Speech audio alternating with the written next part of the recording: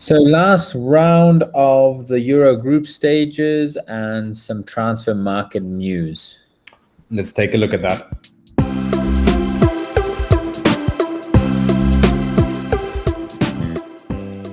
Okay, good morning and welcome back to the Pink Table. Today we're going to go over, we're obviously in the last round of the group stage of the Euro. A lot of teams have already progressed to the knockout. And today we have Group E and Group F finalizing the tournament. What have you thought so far of yesterday's games and moving into tonight's games? Last night I mainly focused on watching the game between the Czech Republic and England. It was quite interesting. It was a bit of a tight game at the beginning. I think the English team were kind of scared of losing it, but a moment of brilliance from Jack Grealish. He really impressed me. He managed to dribble down the side and he put in a little chipped cross that was just exquisite. Sterling getting second goal for England of the tournament. They didn't look absolutely brilliant, if you ask me, but they were managed to keep the Czech team at bay. We keep on saying that the Czech team didn't really impress us pre-tournament against Italy, but like a solid overall performance from the English team. Nothing mind-blowing. I don't know if you caught anything of that game, but I didn't watch that game, and also I suppose, yes, we judged Czech Republic on their first game before the Euro, but obviously that's not a very good thing to judge a team by because they could have been trying stuff out. I put most of my time on Croatia's match. I thought there was a lot more up for stake there between Scotland and Croatia. Modric scoring a wonder goal with the outside of his foot, so it was really nice to see him get one in. And I think it's good that Croatia will probably progress as one of the teams to the knockout, so that's really exciting as well. But yeah, England, I don't see them, like the first game after, there was a lot of excitement after the first game with them thinking going all the way. I don't know if they have what it takes, to be honest. Kane is also not scoring and not performing as he should. But yeah, I don't see England getting any further than maybe the semis. Yeah, they haven't exactly blown my mind either. And I was reading a comment this morning by one of the journalists out of Rome. I'm looking for it right now because it really did make me laugh. Let's see if I can find it quickly. But the comment coming out of one of the Roman newspapers this morning was, I'm willing to bet that this current Atalanta team beats the England team 2-0. Yeah, I don't know about Atalanta beating them, but they have good talent in their team, but yeah, who knows? I think maybe going to the knockout round, they might be able to start performing more when more counts and when they have more responsibility on them. Okay, so going into today, we finish off Group E and Group F of the Euro. Group E, we're looking at Spain, Slovakia, Sweden, Poland. So each game there is about a final. Very exciting to see who's going to go through. I'm curious to see if Spain manage. I think they're a team that don't fail at the big occasions, but Slovakia is a tricky team, and Slovakia as well need a win. So it's going to be very good to see what happens there. And then Group F, it's again two finals. We have Germany, Hungary. So Germany is obviously favorite to go through here. And then the next game is Portugal, France. I think, Elaine, as I've been saying from the beginning, I'm not rating Portugal that much. So I think France is going to do light work of them. But yeah, it's going to be fun games to watch. Yeah, it's going to be a super interesting day. The Spain-Slovakia game is an exciting one to watch. We keep on tipping the Slovakian team as one of the dark horses of the tournament. They still haven't clicked into full gear, if you're asking me, but they look like a solid unit, and I think they're going to make Spain struggle, especially without a center forward to lean on. I think it's going to be a tricky game for them. The other game of the group at 6 o'clock that I'm super excited about is the Sweden-Poland game. Still no Kulusevski on the field for Sweden, but they still look like a really solid unit. And I'm interested to see how they do against Lewandowski and the Polish team. Also a very experienced squad. Going to be interesting to see how Group E finishes up. Group F is the real headliner of the night. Germany, Hungary, and Portugal, France are going to be two smashing games. I do think the Germans are going to prove overwhelming for the Hungarians. And I do think, as you said, France is going to show that Portugal might just be a peg below the bigger teams in this tournament. They've got Ronaldo, they've got firepower, but I don't see them on the same level as France, Germany, Belgium, or dare I say us. So yeah, interesting one. Yeah. Also, I just finished. I did the Euro on Pro Euro right now. I did that this afternoon. Unfortunately, I got kicked out in the quarterfinals by Germany. So it was Italy, Germany. It was Italy, Austria, last round of 16, like in real life. Then I managed to end up with Germany, and because Denmark managed to beat Belgium in their group somehow, so that was very interesting. But yeah, I lost at extra time to Germany 2-1. So hopefully that doesn't happen. Or I don't think Germany can actually even meet us in the quarterfinals, so that's positive. Well, that, at least it's kind of in line with our preseason prediction for where Italy arrives in the tournament. I've got my fingers crossed we go further, but yeah, that sort of makes sense to our prediction. Yeah, so the Euro is going to be super exciting today, but otherwise, also, if you're a fan of serieA Calcio, the last couple of days, it feels like the transfer market is starting to heat up. So we've got all sorts of rumors flying around, starting with Hakan Calhanoglu's deal falling through with Milan, or not accepting the pay raise that Milan was offering. He wanted more. I tend to agree that it was sort of a bit high what he was requesting, considering he's a player that has ups and downs. So yeah, Inter happy to accommodate. I guess picking him up on a free salary sort of makes it an Free transfer. economic signing. Yeah. So well, I think the reason he won, which I think a lot of players are doing now as well, is they are allowing their contracts to run their course, so then they can demand higher salaries. Because, like Calhanoglu, if you think about it, yes, he was getting 2.5 million. He asked for 5, so it's 2.5 more each year. So if you think about it, for 3-year contracts, we're looking at 7. So it's essentially buying Calhanoglu again for 7 million and keeping him at the same salary. I think that's what their objective was also with Milan. But as a principle, I think Milan doesn't want to allow some players to get specific salaries, because therefore the rest of the team will also grow, which is not necessarily a bad thing. But Milan right now are very financially conscious.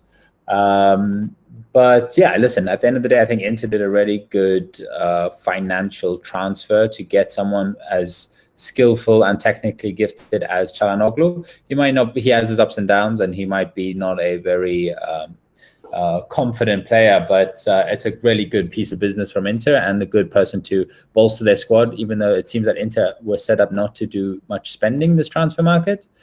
To bring in someone like Calhanoglu for free, I think was pretty good deal from their end. Yeah, I tend to agree that it's a bit of good business, but like speaking to a few Inter fans that I know, the general sentiment is that getting Hakan Calhanoglu to replace Eriksen is a loss. So the average Inter fan is not happy about this being the exchange. Understandably, I honestly would prefer Eriksen as well. Well, the thing is to see is if Eriksen is going to be allowed to play in Italy again. That's the one thing. But if you speak to any, like, for how they've replaced him, for the amount of money they have, it's going to be very hard to do better what they just did.